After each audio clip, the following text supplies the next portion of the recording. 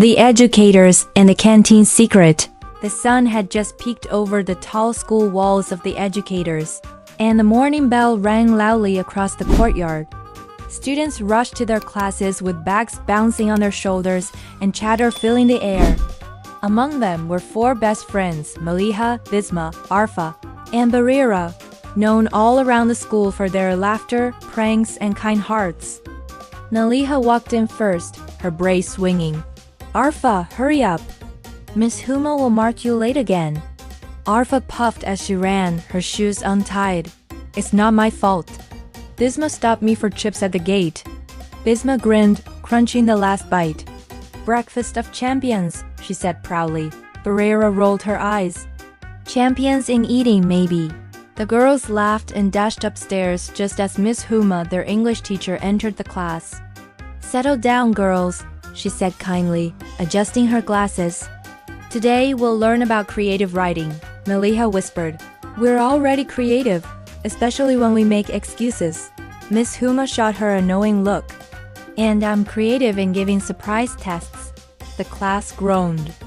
After 2 periods, the bell rang for break time, the best part of the day. The girls ran straight to their favorite place, the canteen. The smell of samosas, rolls, and shami burgers filled the air. Behind the counter stood Baji Farzana, the Canteen Wali Baji, a round, cheerful woman who knew every student's favorite snack by heart. "Assalamu alaikum, Mary Baji," Bisma called out dramatically. "Walaikum assalam, Mary Baji Khed Dostan." Baji Farzana laughed. "Kya chahi Mary Pyari Team Ko Aaj?" "4 samosas, 2 fruit chaat, and 1 mystery item," Maleeha announced. "Mystery item?" Baji raised an eyebrow. "Yes," Arfa grinned. "Surprise us." Baji laughed and handed them a plate of spicy fries. "Here's your mystery." The girls sat on the bench near the window, eating and giggling. Baji Farzana joined them for a moment, wiping her hands on her apron. "You girls always bring so much happiness here," she said softly. "When you laugh, the whole canteen lights up," Maleeha smiled. "And when you make samosas, the whole school smells amazing." They all burst into laughter. But one day, something unusual happened. The next morning, when the girls arrived at the canteen, it was closed. The metal shutter was down, and a small paper was taped to it. It read, "Canteen closed due to personal reasons." The friends looked at each other. "Where's Baji?" Bisma asked, frowning. "She never misses a day," said Arfa. "Even on rainy days she's here." They went to ask Miss Uzma, the kind math teacher who often bought tea from Baji. Miss Uzma sighed. "Girls, Baji's son is very sick. She had to go home to take care of him." "Oh no," Bareera whispered. "We should do something for her." Maleeha nodded firmly. "We will. Let's make a plan." That afternoon, during Sir Usama's science class, the girls passed a paper between their desks, their secret Baji mission. Bisma scribbled, "We can collect money from students." Arfa added, "And make her favorite snacks for her." Bareera wrote, "And maybe give her a card with all our names." Maleeha finished, "And we'll surprise her when she comes back." When Sir Usama caught them whispering, he raised an eyebrow. "Girls, what's happening?" A science project, sir," Maleeha said quickly. "Good," Sir Usama smiled. "Then make sure it's out of this world." The whole class giggled, but the girls got back to their secret plans seriously. Over the next few days, they collected coins and notes from friends, even from the junior classes. Miss Laraib, their Urdu teacher, donated too, smiling softly. "Baji Farzana deserves it. She always gives me extra ketchup." Miss Nimra helped them design a beautiful handmade card covered with drawings of samosas, hearts, and smiling faces.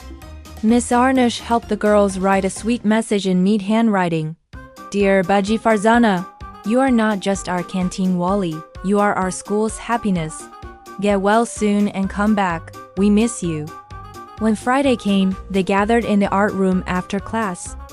Bisma brought homemade sandwiches, Arfa brought fruit, and Maleeha and Bareera made lemonade. They packed everything neatly in a basket with a card and some flowers. The next morning, they went with Miss Uzma to Baji's small house nearby. When Baji Farzana opened the door, her eyes widened in shock. "Alright, Mary Bachun, you came here?"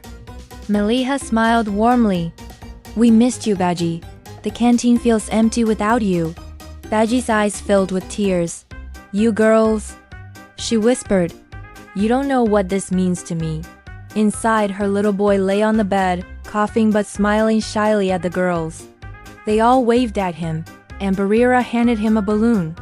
"We brought food for you," Arfa said. "But not samosas. We can't cook like you." Baji laughed, wiping her eyes. "You brought more than food, Badian. You brought love."